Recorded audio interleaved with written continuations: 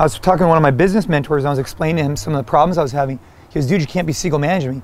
Seagull managing would have been us taking a class this morning, me walking up to that coach, saying something like, whatever, something moderately negative and then leaving, right? I don't have the rapport with them for that. I'm not in there enough. So all of a sudden, I walk in there, I shit on them, and then I leave, you know, like seagull management.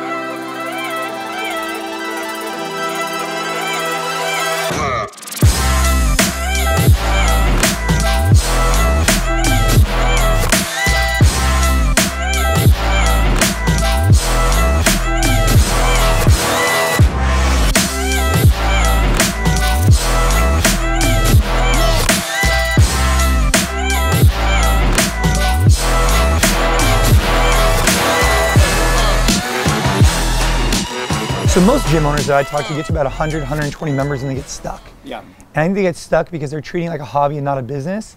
And they need to start acting like a gym owner. Start doing things like retention tools, cancellation, tracking them, marketing, all that kind of stuff that you should do. If I call your gym, someone should answer the phone. Like, it's just that simple. But if I could do it all over again, from the get-go, I would have created more structure for our coaches and shown them more trajectory. Okay. I would have, instead of just saying, hey man, work hard and we're gonna reward you, I would have had it more systematic, right? I would have had more structure, more quarterly reviews, more performance evaluations, more just handbook, everything, right? Mm-hmm. If I were to do it over again. And I would have educated myself more on the big picture of business, because as you grow, you become more and more of a target. You know, we settled one lawsuit 2 years ago with someone, and maybe that could have been avoided if we had understood that, you know, people get weird, and if we had more system and structure, maybe that wouldn't have happened. Have you had a lot of turnover with coaches, or? Yes and no. So no, not for a lot of years. Yeah.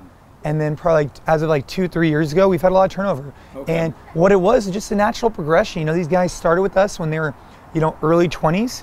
They started hitting their later 20s and they wanted to progress into a different career path. Firefighting, for example, being a mom, whatever it may be. And so they turned over. And we need to recognize that, coaching, it's not for everyone for a lifetime, right? Yeah. And we're gonna get people for a couple years, whatever. And then maybe they have an additional set of skills and they can become managers, and then we have opportunities for them.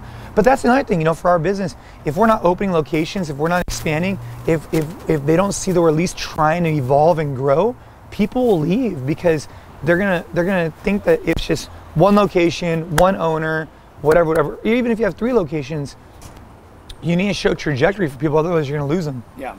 Do you ever view yourself as only having full-time coaches, or do you like the character of a part-time coach? So I used to say I want people to say that they don't work for Google, they work for NC Fit. Yeah. And I used to be adamant about that. That was 3 years ago. But what I came to realize is that we started paying these people, moderate salaries, but they didn't have a skill set or desire to do anything more than coaching. Mm-hmm. So we set ourselves up for success because, we had starting salaries that were pretty strong based on a 40-hour work week or 30 or whatever, but they wouldn't want to do the open gym. They wouldn't want to incorporate friend desks. They wouldn't want to do anything additional. They would just want to coach.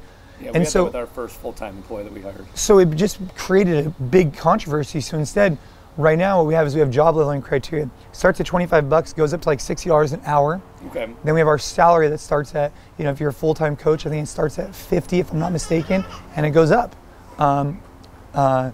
And that's for a 40-hour work week. If you want to be full-time, that's where you're starting at, and this is your scope. If you want to be part-time, we determine you based on a bunch of metrics on what your hourly rate is. It could be 25, could be 30, could be 40. I know on your criteria, some of it's based off L1s, L2s, L3s. Yeah, it's some of it. Yeah. You've seen that job leveling criteria? Yep. Yeah. So we use that. I mean, we rate every coach. So that when someone comes down to me and they say, hey, I want to make more money, I'd be like, great, me too. Show me where on this trajectory you have, put in the work to earn more money, and we'll give it to you. So it's no longer it's subject. It's easy. So that's how you evaluate the coaches. For managers, is it strictly number based? There's KPIs. Or KPIs, or is it kind of a combination of that and interaction with members? And yeah. I didn't know how hard hitting you were with the but the KPIs, like Evan can make a good salary. Like he can make good money. And all of our managers, like we have one manager now that oversees 2 locations. If they perform well, they'll be doing pretty well. Mm-hmm. Like we want people to get paid if the gyms are doing well, because then there's no animosity or resentment. Yeah. And this is an expensive place to live. 50, 60, 70 grand out in this area. It's not, you're not balling. I mean, you're doing your thing, but you're not balling. And, we've also had to be real with coaches. If a coach comes up to us and they say, hey, I want to coach 22 hours a week and I want to make 6 figures, we'd say, that might not be in line with our model, right? But if you want to do X, Y, and Z, you can make that kind of money. I was the kind of guy where I wasn't necessarily managing well. Yeah. And what I found was that once people got a manager who gave them guidance and direction, their performance excelled past our expectation, because they are the ones who needed that. And I should have recognized that earlier, is that people actually do want to know where their path is, not necessarily on their career path, but on what they need to get done. I would just say, oh, go open this gym, go do it. But instead of saying, hey, we need you to do this, we need you to do this, that's what I should have done better earlier. Another thing I could have done better is not this idea of seagull management. I think this is something that's pretty interesting. I was talking to one of my business mentors, and I was explaining to him some of the problems I was having. He goes, dude, you can't be seagull managing me. Seagull managing would have been us taking a class this morning, me walking up to that coach, saying something like, whatever, something moderately negative, and then leaving, right? I don't have the rapport with them for that. I'm not in there enough. So all of a sudden, I walk in there, I shit on them, and then I leave, like single management. And so instead, what's more important is you go in, you have a good experience. If you need to have this management structure, you go through formal channels where there's trust and rapport built, versus going in, hitting them with something, then leaving, right? Those are the 2 management things I've learned, is that, number 1, people like structure, they do, even though I don't, they do. And they want to know the expectation, they want to know what they're striving for, they want to know how they're being evaluated on their performance, which is important. And the second is, unless you have a really strong rapport with people and a chain of commands, don't go in there and be ruffling feathers, right? Like, don't go in there and just rain on the people's parade and then leave, because all of a sudden they're not looking forward to you being in the gym. They're dreading it. Yeah. What would you say is something that in the last 5 to 6 years has been the most beneficial for setting you guys up for success now? Something you guys have done. Understanding our financials, understanding the financial performance of each location, really diving into it. And do you set each gym up with a budget, or is it kind of free for all a little bit? Well, each gym has its own P&L, right? Okay. Yep. So each gym, we're not just putting all the money in the same account and then divvying it up like we used to do that. We have the same accounts, but we spread it out on our P&L. Said this way, we want each gym to be able to stand on its own. Yeah. So we take our G&A and we disperse it across all locations, and then each location should be able to be profitable on its own.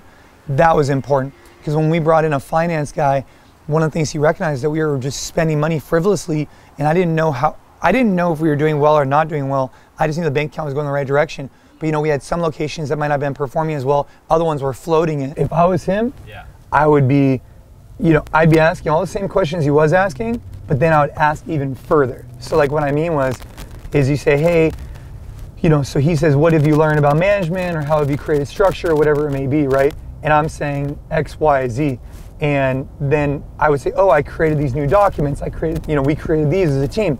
If I was him, I'd say, hey, do you think I can get those documents? Do you think I could see them? Do you think I can get if I was him, I'd be trying to pimp as much content from me as possible, right?